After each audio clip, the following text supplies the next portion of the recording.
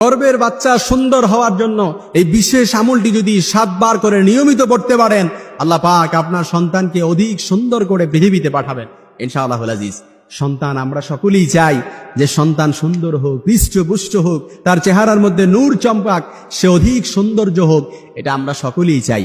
এজন্য এই সর্বশ্রেষ্ঠ নেয়ামত দুনিয়ার মধ্যে আপনি যদি আপনার সন্তানের সৌন্দর্য চান কিংবা আপনার সন্তান সুন্দর হোক এটা আপনি চান, এই বিশেষ আমলটা যদি 7 বার নিয়মিত পড়তে পারেন, আল্লাহ পাক আপনার সন্তানকে অধিক সুন্দর করে পাঠাবেন।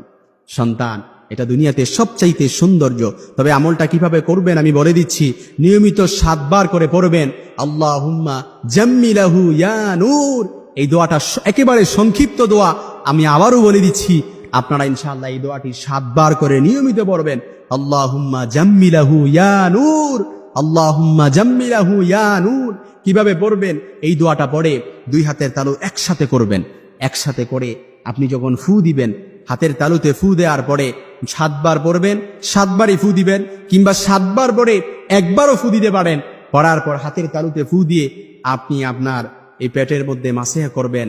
দেখবেন আল্লাহ পাক, আপনি আল্লাহ পাকের কাছে চেয়েছেন, আল্লাহ পাক আপনার এই সন্তানকে অধিক সুন্দর করে পাঠাবেন, যার চেহারার মধ্যে নূর চমকাবে, যার চেহারার মধ্যে আলোকোজ্জ্বল ঝলমল করবে ইনশাআল্লাহুল আজিজ। আপনি যদি আমলটা করতে পারেন, কারণ সন্তান এটা হচ্ছে দুনিয়াতে সর্বশ্রেষ্ঠ নেয়ামত। যার সন্তান নাই সে বুঝে সন্তানের কি দাম। একটা সন্তানের জন্য কোটি কোটি টাকা খরচ করে ফেলে ধনীর দুলালেরা, শুধুমাত্র একটা সন্তানের জন্য। বিবাহিত জীবনে সন্তান হচ্ছে সবচাইতে নেয়ামত।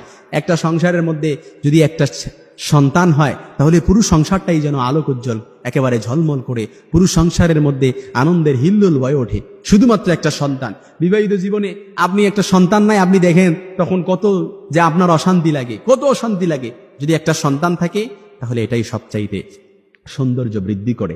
এজন্য দুনিয়াতে আপনি আপনার সন্তানের মেধা শক্তি বৃদ্ধি করার জন্য, আপনার সন্তানের সৌন্দর্য অধিক সৌন্দর্য বৃদ্ধি করার জন্য, আপনার সন্তানের নিরাপত্তার জন্য আপনি তো আল্লাহ পাকের কাছে দোয়া করা লাগবে।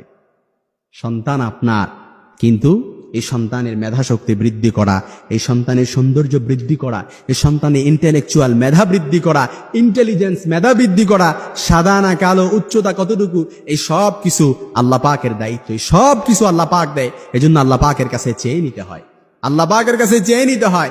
আপনি সন্তান সৌন্দর্য হওয়ার জন্য, নেক সন্তান জন্য আপনি আল্লাহ পাকের কাছে দোয়া করতে পারেন। সাইয়েদানা ইব্রাহিম আলাইহিস সালাম যে দোয়া করেছেন, আপনি আল্লাহর কাছে দোয়া করেন, রব্বি হাবলি মিনাস সালিহিন, আয় আল্লাহ আপনি আমাকে নেককার সালেহ সন্তান দান করেন। সাইয়েদানা জাকারিয়া আলাইহিস সালাম যে দোয়া করেছেন, রব্বি লা তাযারনি ফারদা ওয়া আনতা খায়রুল